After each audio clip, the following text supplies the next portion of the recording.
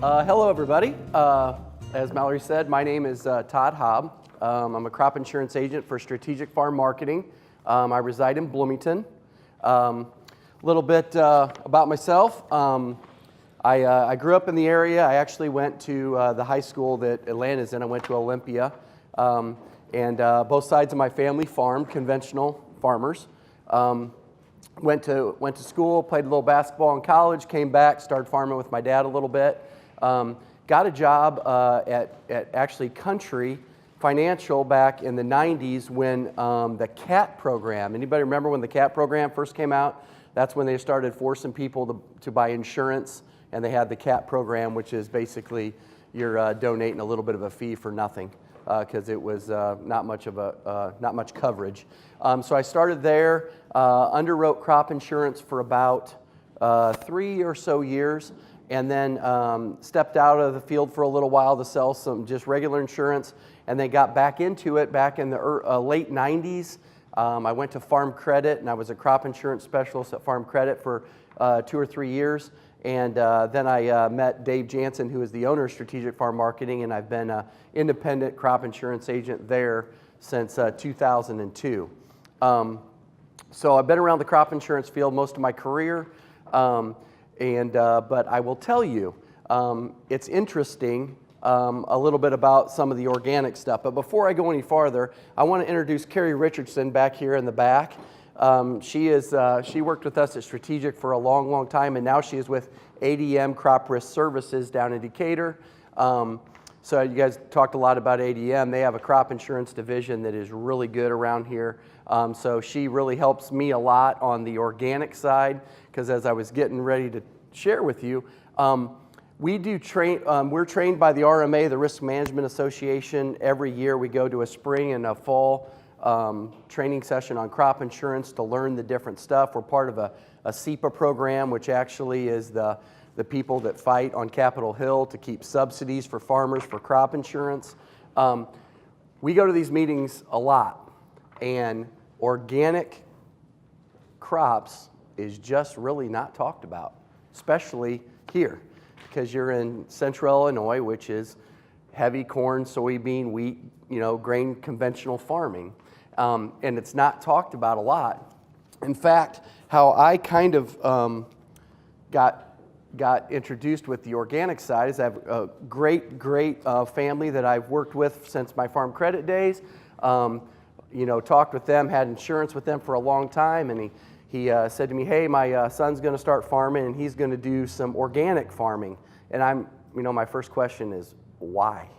Why would anybody do that? Why do you want to look at weeds? Why do you want to do that? Because I come from the conventional side, which if my dad saw a weed driving by the road, he would jump out and go walk out and pick it out because he can't stand the look of it. As I got a little more introduced to the son and talked to, I can't say too much because he's in the room, so I got to be careful what I say because he'll actually know what I say. As I talked more and more with him, riding in the combine, seeing some things he's done, we just started talking about the financial side of organic farming.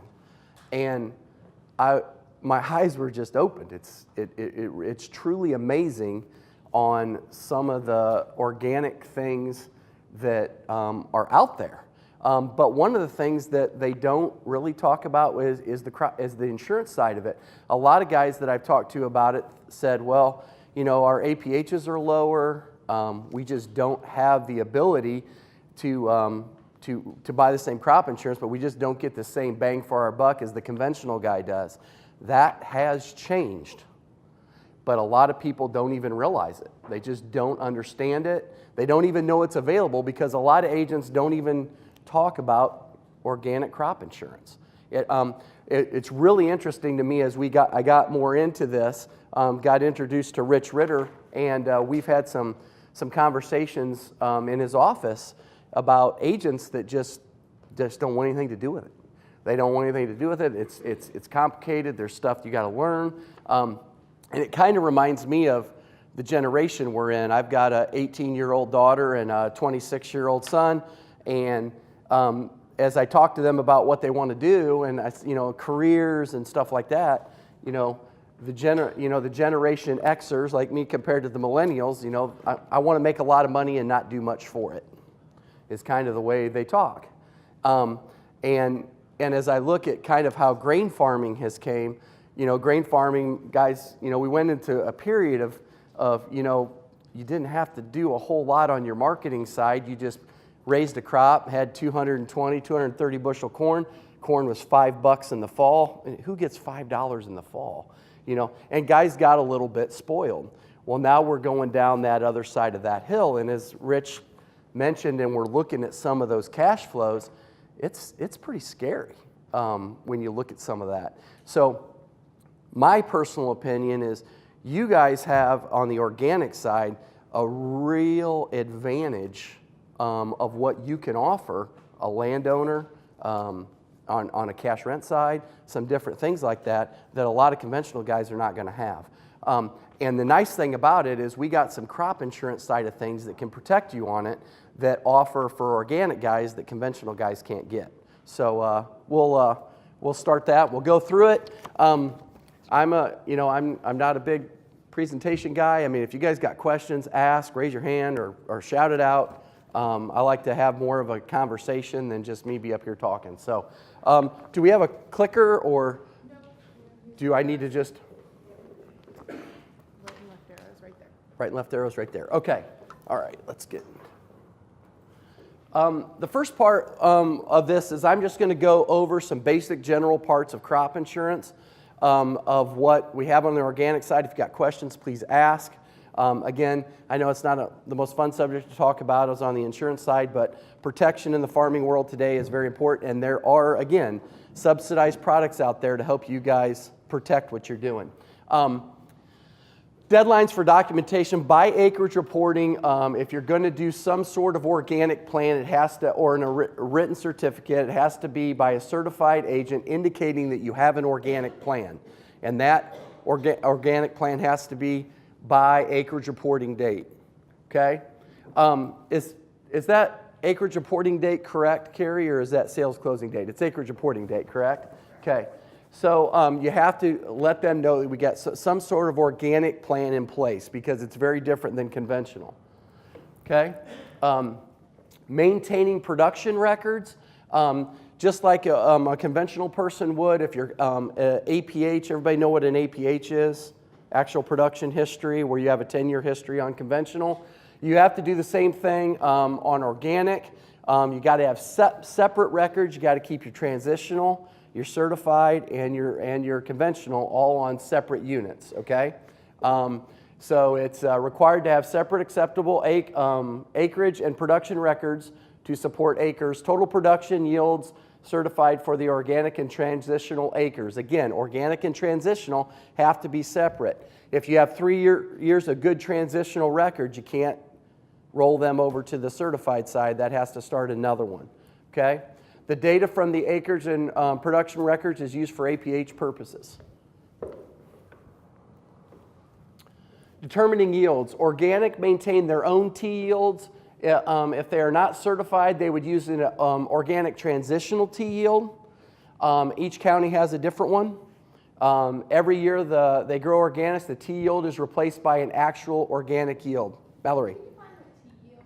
Okay, it's a transitional yield is what the T stands for, and it's basically what the RMA gives each county a transitional yield that they can use on their APHs if they don't have any of their own individual production records. Does that make sense? So if you don't have, yes, sir. Do you know if that's based off a certain percentage of what conventional is? Carrie, question? Did you hear that?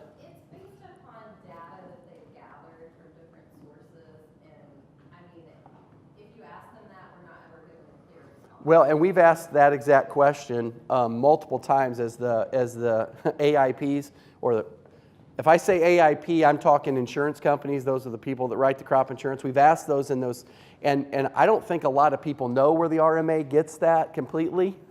It's just provided. Pete. Todd, maybe just give us a couple of examples of what the key yield is for corn, organic corn, soybeans, like Plain County. I see her jumping on that.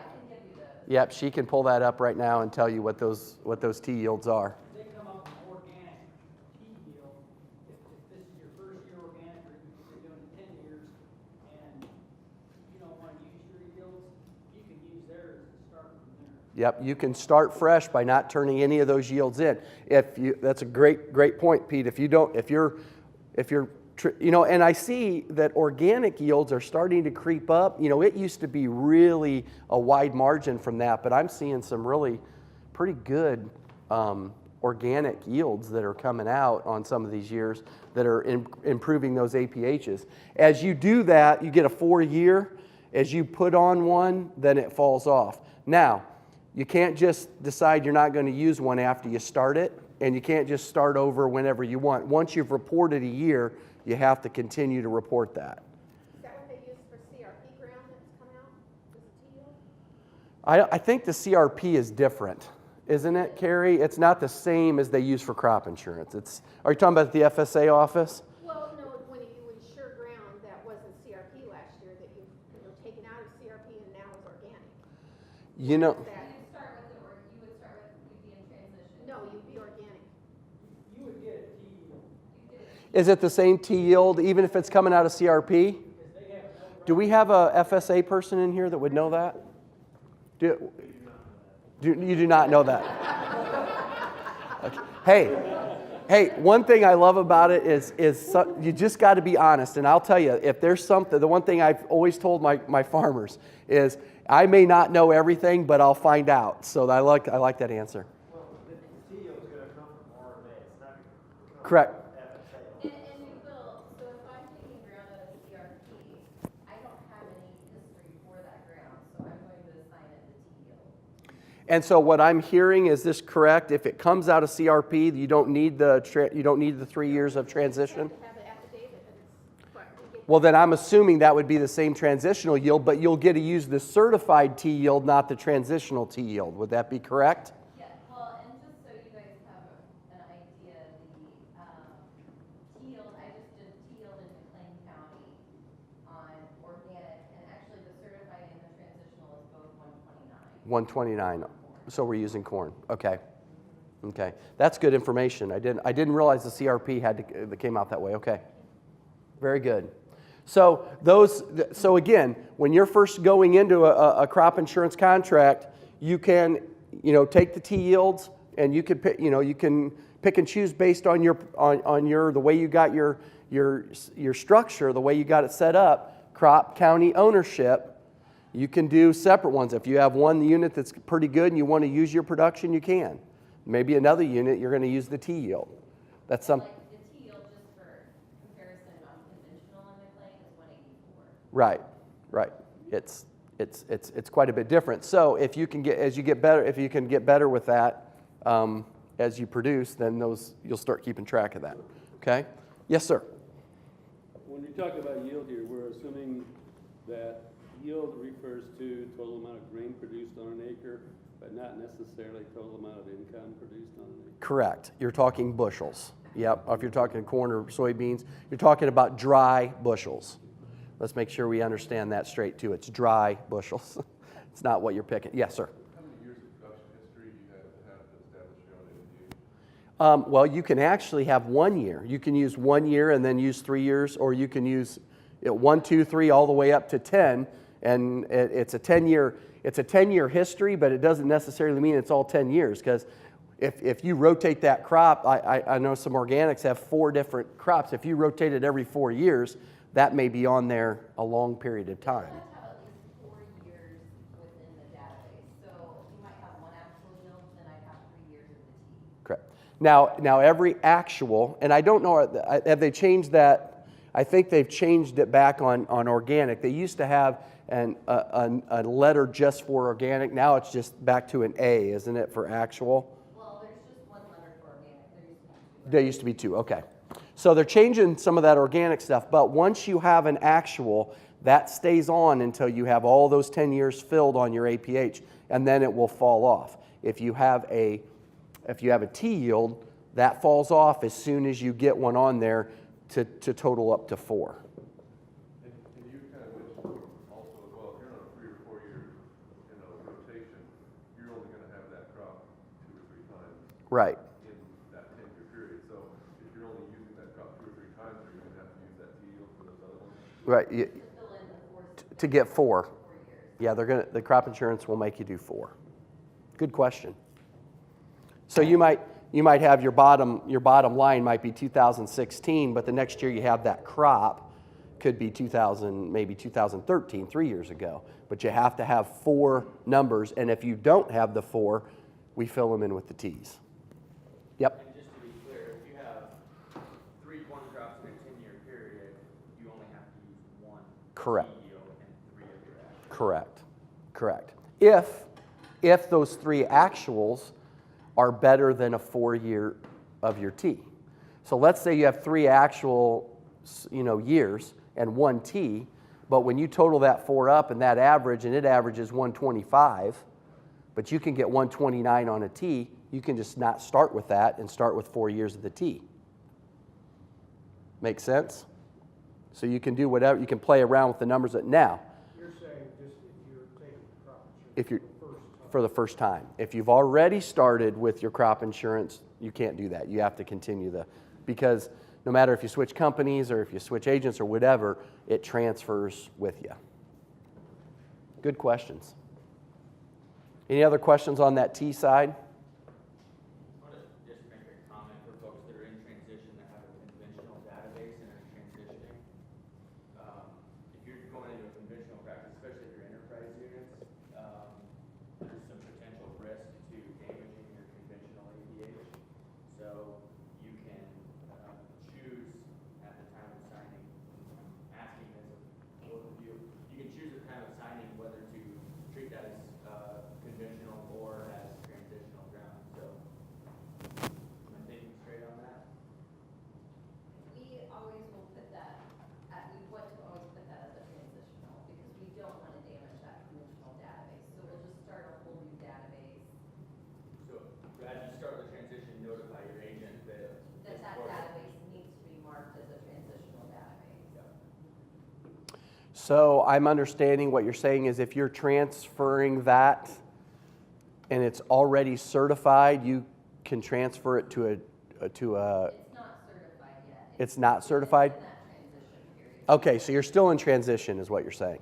But you want to separate that out from APH Yeah. because if you have a reduced crop yield, that could throw off your APH for your conventional. Well, you have to, don't you? You should, yeah. Yeah. If it's transitional, you have to keep it in a transitional database. Correct. So what you're saying is if you're a conventional farmer and you're starting to transition a certain number of acres, you really almost have to carry 2 separate policies. No, you don't have to carry 2 separate policies. Yeah, it'll have a separate line on your policy. Because I have some guys that have conventional ground, then transitional and certified. Because great question, if you're pulling out a CRP, you don't need that. You just need to have certified organic. Because there's spots where you skip right to certified instead of having that transitional. But some people have some fairly decent transitional yields. They want to use them on their certified. You can't do that. You got to start over because they won't let you use that transition on the certified APH. Good questions. Anything else on that side of it? And as we go, if something comes back up, just keep asking. That's what we're here for. I got one question. Yeah, go ahead. You'll probably cover this, but an example on certification date, Mm-hmm. time-wise, Mm-hmm. and getting a policy on that. Say, I've got land in transition that will have a certified crop at harvest, but not fill thing. Can you have a policy on that previous? So you're planting a transitional crop that's going to be a certified crop. It will be certified at harvest. That's a good question. So it's actually transitional when you plant it, and it becomes certified when you harvest it. It's a 36 times is that from before your harvest? prohibited substance. Do you know that answer, Pete? Well, when you go into your FSA office to report those acres, you need to report them as organic. So when you fill out your OSP, that field number 5 is coming out of, it's his 3rd year, it's time to be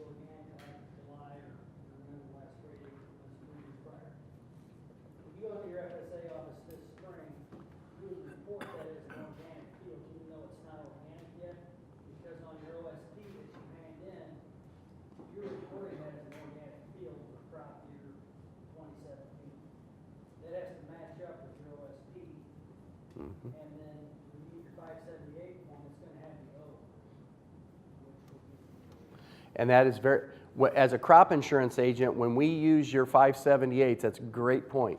We're going to base it off what you certify at the FSA, because it's really important for us to be matching what you put on the FSA office.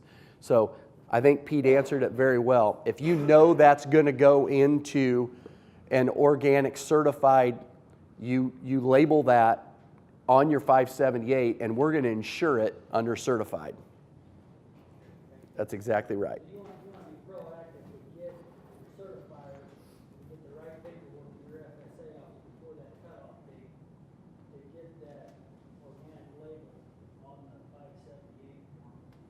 Get these guys all taken care of, so that by the time you go to the field, you know what your minimum payment's gonna be. All you do is farm, you don't have to worry about making money, you already got that taken care of. And as we go a little bit farther into this and we show you some pricing and contract pricing stuff, that is going to be huge on what you can get on some guarantees here, on if it's going to be certified. Yep, that's good information. I think we've talked about this. This is about the maintaining 5 years of making sure you maintain your production records, and it also telling you that you need to make sure organic, transitional, and conventional practices are kept separate. As your agent, that is my job to make sure those are all kept separate. We take care of that on your policy, on your APH form. So that is our job to make sure those are kept separate. So we will help you through all that process. Okay? Excuse me, question about production records. Yep. If you're, it gets a little bit away from corn and soybeans, but if you're in some of the other minor crops and stuff like this, and your production records don't go through a traditional receiver like a wholesaler or grain elevator buyer, whatever the case may be, but maybe drug sales and stuff like this, is your own record sufficient for that record keeping? Carrie? Good enough. But you have to be able to prove it. And if you can prove it on an audit, as I tell most all my crop insurance, and Carrie, tell me if I'm speaking wrong, as I tell all my crop insurance people, what you give me as production is what I'm going to put down. But what you need to remember is if you get a 3 or 5 or 1 year audit, you need to be able to have proof of where those numbers are coming from. Is that fair, Carrie? Yeah. Is that right? And just like you said, if it's a different crop, I mean, there are crops that we will insure or that the RMA allows us to insure in different counties. So I mean, if we get up here, we can insure pumpkins, we can insure them organic. But I mean, if I'm in a different area, not all crops are going to be able to be insured and be insured organically or just at all unless I do a written agreement with the government. So right now, that's why we're kind of focusing on that corn and soybean, wheat, I guess. Wheat, pumpkins, yeah. And if there's a crop that you need to know, we just need to look at what that county will insure, because it's all different. Depends on what county you're in throughout the state. Good question. For you, since you mentioned pumpkins, you have to have a 3-year history to be able to do that still. You don't have to. I mean, you can No. use the teal. There's a teal for pumpkins. Is it? I got a great story for you on that. Just come here. We had some people this year that didn't even realize that there was a pumpkin insurance. Shared with them, they are at contract pricing, which I'm going to talk to you a little bit more, which is a big thing, and I'll explain more to it. But we were seeing $1,500 to $1,600 an acre of guaranteed organic pumpkins that were costing the farmer $35 to $40 an acre. I don't know about you guys, but if you're going to guarantee me $1,500, I'll give you $40 an acre in a heartbeat. Conventional stuff can't do that. That's why it was really just truly amazing. And a little share about the whole.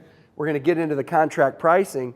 My insured, which you guys are pretty well now that it's Pete. So Pete, my buddy here,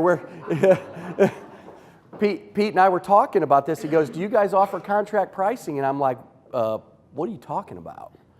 I'm telling you, we go to training meetings every year, twice a year from the RMA, and I've been doing this since 1994. Don't have any idea what you're talking about contract pricing. No clue. And he goes, "Well, out in Iowa they have this contract pricing thing." So You know, so I called Carrie and I said, Carrie, do we have something called contract pricing? And she's like, yeah, we do. And I'm like, well, I better learn this. So, I mean, and that was 2 or 3 years ago. And as we look into this contract pricing, I'll share some of this stuff. You know, an insured can elect to price actuarial organics, which I believe organic pricing on corn, or we might have a slide on that, is about 2 times. Is it coming? Yep. Okay, right here. Conventional was $386 last year. It's $842 on the organic side. That's what it was for 16. That's, 17 prices haven't been released. they're not released yet. $885 on soybeans and so almost 2.5 times on corn and about double on soybeans, unless you have a contract. And if you have a contract where that is giving you a better price, we can actually insure that for you on that better price. It just can't be, I believe, it can't be more than double. It's like a 1.5 time. Or is it 1.5? I think 1.5. It might be on the next slide. So let's just hit that. Yeah, organic contracts capped at 1.5 times the organic base price, and transitional organics is 2 times. So on your transitional, yeah, conventional is the 2 times, and on it's the conventional price, and certified is the organic price. Correct, Carrie? Is that right? Everybody understand that? Because that's a big difference. So if we jump back here, if you got a $842 organic corn price and you got somebody that's going to give you $12, we can insure that. Yeah, if you got a contract, and if you can show that contract and we can take that contract, turn it in, we can insure that for you. That by acreage reporting date, if we have those in hand, we scan those in, we can get that coverage. So now you're looking at a conventional guy getting $386 on his guarantee, and you're getting over $12. But you have to keep in mind too that if you want to do this and you want to insure it at a contract price, I have to sign up by March 15th on my crop insurance policy and put that I want the contract pricing. It didn't know. If I don't put it on there and I get acreage reporting time and I have a contract and I didn't request it by March 15th, I'm out of luck. And if I'm your agent and you're an organic guy, you're going to get contract pricing whether you have it or not. Because if you don't have that contract, if you don't have that contract, we don't have to use it. We can use the organic price. But if we get into that spot and you don't have it, then we're out of luck. So that is a huge. Same contract prices as posted AMS services?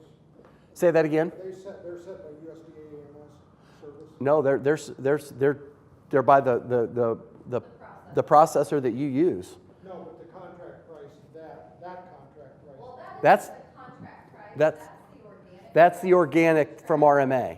That we're tracking the February price.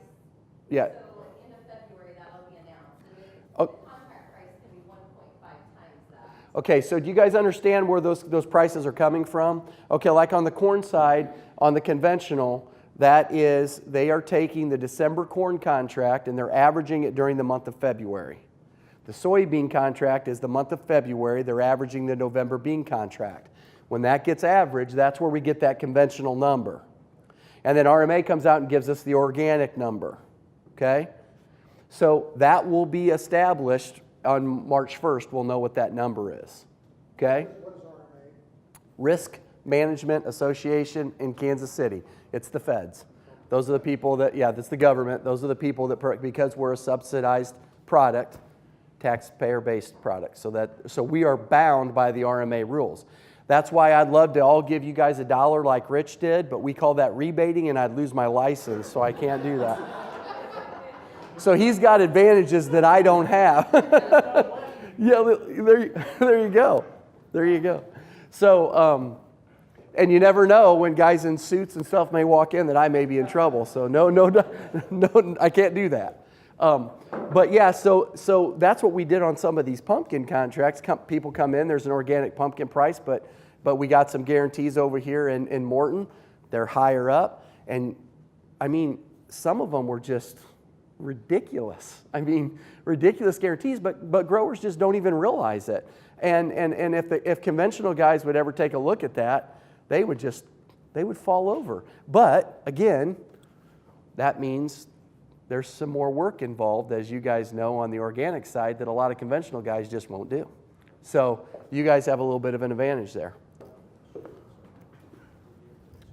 Okay, these are just some frequently asked questions that are in that pamphlet that you can go through. I won't spend all the time reading them, but you can just go through them and ask those questions and get some answers on different things. But I wanted to save at least 15 minutes to open it up for some more dialogue questions. Maybe hit that bottom one though. Number 3? Yeah. Okay, could insureds choose to insure a conventional crop under the conventional rate and decline coverages for the organic crop? That is a big fat no. If you're insuring 1 acre of crop in that county, you have to insure all the acres of that crop in that county. So if you're farming conventional corn and organic corn, if you can't pick and choose, well, if you want to insure one and not the other, that's a very good question to know. Questions on that? Well, yeah, go ahead. Rye, I don't know, Okay. if you only plant rye for a cover crop, but then you do have a few acres of rye that, you're going to harvest for seed or whatever, does that still mean you have to cover the whole? It's going to be based on what your 578 says at the FSA office. Because if it's at the FSA listed as a cover crop, that's uninsurable. If it's and it depends on what county. I don't insure any rye as of yet, so it depends on what county if that's available for it to be insured or not too. But if your 578 reads it as a crop, it could probably be covered compared to cover crop. Great question. Yes, sir. Does that hold true even if you're using basic units, not enterprise units? One more time. Does that hold true even if you're using basic units, not enterprise units? Correct. Yeah, cover crops are uninsurable. Well, Right. you mean about insuring all your crops. Oh, yeah. Yes, that is true. Yeah, you can't, the only, Separate, and that's like, I think number 2 says, could insureds choose to insure everything under conventional premium rates, even though there are organic premium rates in the county? And no, if you're growing organic, you have to insure it at the organic rate, so. why don't we just go over these questions? We got 15 minutes, let's do it. Number 1, if it didn't, go ahead. That's something there while you're answering that question. Okay. If you've got a 4-year rotation of corn, soybeans, wheat, hay, let's just say. Okay. Do does the whole farm, are all 4 of those crops in that insurance umbrella? No. Or just No. the ones that are listed by the county as an FSA? No, it's only that crop, that corn. So if you got conventional corn and organic corn, okay, if you insure one of them, they got to insure them both. If you do beans, No, if you're an organic farm and you've got corn, soybean, and a 4-year rotation. Correct. Are all 4, and obviously at the same time, let's say 25%. Yeah. Each as an acreage base, are all 4 have to be under the insurance? no, you can pick and choose any crop you want to insure. But the only thing this is talking about is if you have conventional and, yeah, but on the organic side, if you want to insure your corn and let's say you only have a little bit of beans, you don't want to insure them, you can do that. You can pick and choose that every year. Okay. Yep. Question I see over here? You can also split it out. A lot of folks that have a split operation that are some conventional, some organic, operate under 2 entities for various reasons. So, understanding as long as you have a separate tax ID number, That- you can certify acres under That is correct. individual policy and then under your. That is absolutely correct. If you have 2 tax ID numbers and you're operating 2 businesses that way, doing 2 tax returns that way, each one of them have a crop insurance policy, and you can handle them totally different. And we're seeing more and more of that, and I think some of that is because they want to keep all their organic separate, and then they want to keep all their conventional in their policy. That is correct.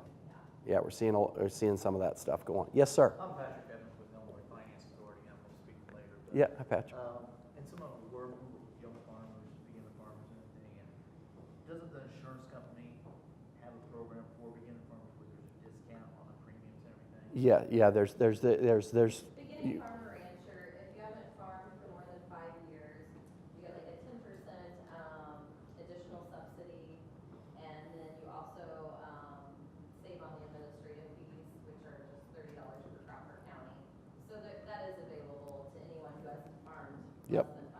Less than 5 years, that's a new farmer thing, yep.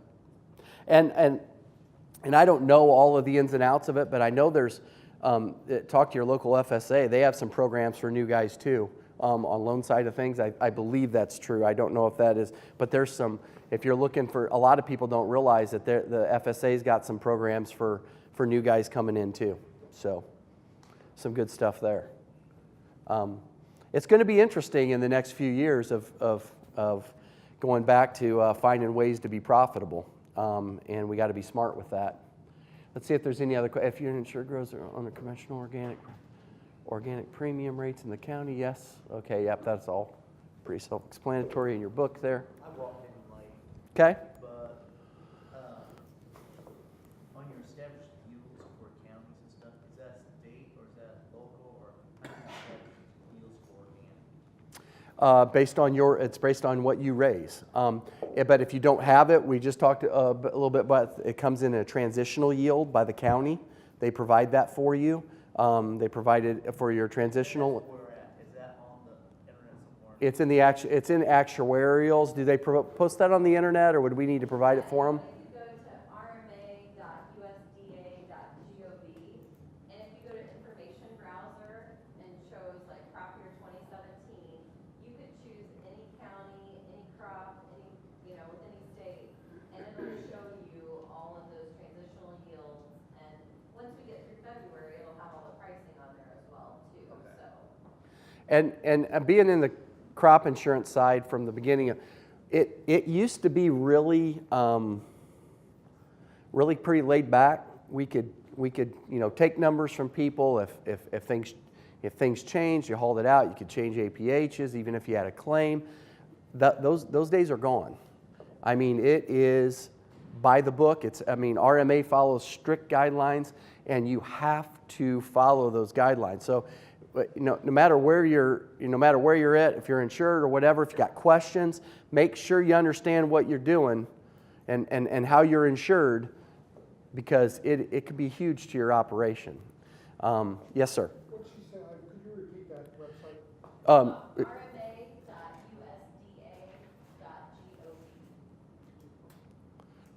rma.usda.gov. If you Google RMA crop insurance, they'll probably bring you to that too, I'm pretty sure. Do the information browser. It's on the left-hand side. Left-hand side, yep. Question, Yes. kind of back to your first slide, but when it talked about providing the organic plan, Mm-hmm. we've had a discussion with both FSA and our insurance agent. Mm-hmm. And they wanted two different things.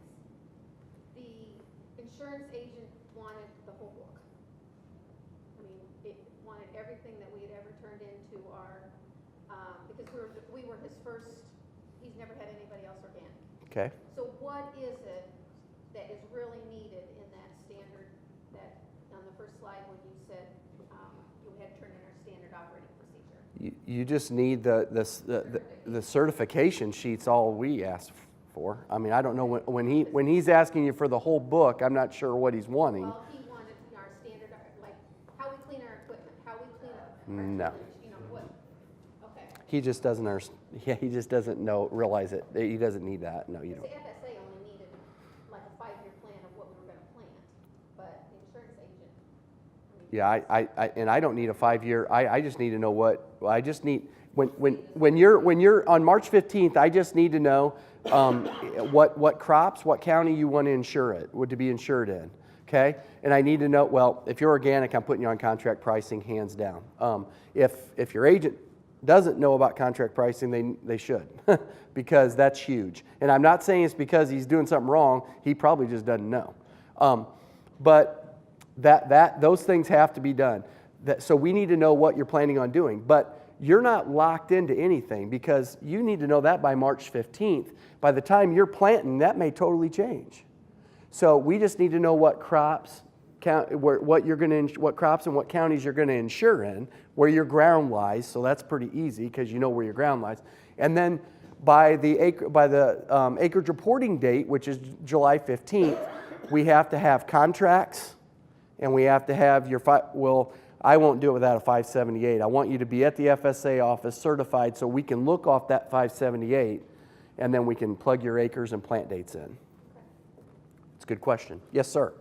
Is the organic systems plan considered adequate supporting documentation for the insurance?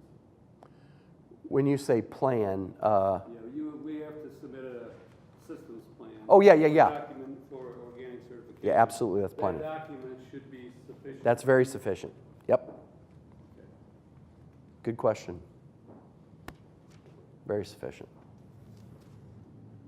Any other questions you can think of? There's a lot to it. I mean, because you got a lot of, because I don't know if, do most organic guys farm some conventional too, or are most organic guys all organic at this point? Anybody can talk about that? Both? Yeah, I mean, if you're transitioning. Right. You're gonna have both for a while. And I have a handful of guys and that's where they're at. They're conventional guys, and they've started to go into a more organic, and they're starting to reach their hand out in it.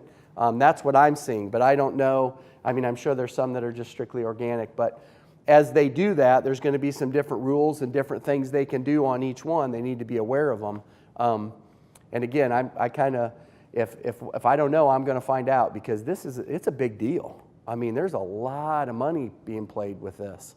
And I will tell you, this year, as you guys probably know on the conventional side, the only claims I've paid out this year were organic practices. And that was because of price, not because of bad yields. Because you guys got some guarantees that they just flat out can't get. Huge advantage. But a lot of people on the crop insurance side stopped doing it a long time ago on the organic side because there just wasn't much there for you. That's changed. Yep. That price guarantee is probably gonna go away next year. Well, and as I've said in crop insurance before, because there's a lot of things in crop insurance that are like trend adjust. I don't know if you guys know what trend adjust is. Do you guys understand what trend adjust is, everybody? In case you don't know what trend adjust, I see some head shaking no. Trend adjust is, one of the problems we had with a 10-year history is if you're on a rotation on a corn, let's say you're a conventional farmer on a corn and bean rotation, it may be 20 years on there because you're switching corn, beans, corn, beans, corn, beans. So that 10-year rotation, that 10-year history is a 20-year. Well, what you planted 19 years ago with technology and the way we're farming today may not be a legit number. So the feds came in and they trend adjust it to more of a today's number, and they add it to your APH. It is the biggest gift the RMA has ever given us in the world. It's just a fabulous deal. The other one they have is where 2012 you can cover that APH up so you don't have to use it. So there's some things in there that they've really given us that are good, and that changes all the time. So got to be aware of those things. That's why a lot of people ask me, why don't you sell other lines of insurance beside crop insurance? Crop insurance is all I need, because there's a lot to it. There's a lot to understanding it. So, how we doing? We about done? Yep, about 5 minutes. Okay, a little bit of pitch. I service anywhere in the state of Illinois. I go as far up north towards I-80. I go all the way down to St. Louis, go all the way over to the Iowa border, and we go all the way over almost to the Champaign side. But I can go anywhere in the state. We will be glad to sit down with you. Carrie and I will come out. We'll sit down and help you. I bring Carrie a lot with me because on the organic side, I want to know the company side along with the agent side, and we got two minds thinking about it just so we do the right thing for you. We'd be glad to sit down with you. If you just got questions, and not a hard-pressed guy. I mean, if you, I write about 60 farmers throughout the state, about 100 policies. If you want some questions, you want to sit down and talk, that's fine. I'll be glad to help you. That's just kind of what we do. Yep. Have they made any improvements in the whole farm coverage program to bring the price down to where it's decent? Are you talking about the whole farm crop insurance policy? Okay, that's a new policy, and there's some really good parts of that, and organically there may be some good parts of that. It's basically I call it an umbrella policy for crop insurance. And the thing that scares me a little bit with it is a lot of people will traditionally lower their multi-peril coverage and put that product on there. It's basically you need 5 years of schedule left. They come in and they look at your whole operation. You can, if you got more than three crops, you can get an 85% level. We have some agents that push it pretty hard. It's good for the right person, but this is really the wrong form for it. You need to sit down where you can really dive into it because it is in depth.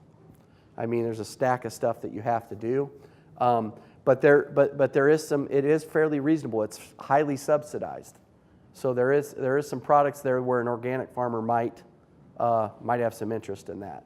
If you do, we can help you with that. What's it called, Whole farm coverage is what it's called. Yep. And one thing to keep in mind is that, like they say, it's based upon your last 5 years, and it can be, or else it's based upon the lower of your last 5 years, or what you expect to get Right. the upcoming year. And where our commodity prices are today, we're probably gonna be doing the expectation is what we're gonna have to lock in. Mhm. And, if we have any crop insurance claim, then that feeds back into that whole farm revenue and adds as income, so kind of maybe will push you out of a whole farm revenue loss. In my opinion, contract pricing is a whole lot more valuable, and if you can get it. But whole farm, there's a place for it. And if you're a conventional guy, corn and beans in the state, you can only get 75%. It's fairly. Some people say, well, it's only $3 or $4 an acre. It's highly subsidized, but in today's market, $3 or $4 an acre. If I'm very rarely going to get something out of it. Again, it's got to be for the right person, but we can look into it if it's something you want to look at. really lend it more to people that have multiple different product lines. Absolutely. Well, different crops, cattle. Yep. Or things that we couldn't insure maybe under a conventional. Under a conventional thing. Yeah. I think the subsidy side of crop insurance is a whole lot more valuable in the long of protecting us. Whole farm is kind of like an umbrella policy. It's probably not going to pay a lot, but if there might be a year where that thing will kick in. But there's some things that kick onto it that could throw you out, like a crop insurance claim. One thing is an advantage to it. Sometimes you can use up to a 3-year history instead of a 10-year history.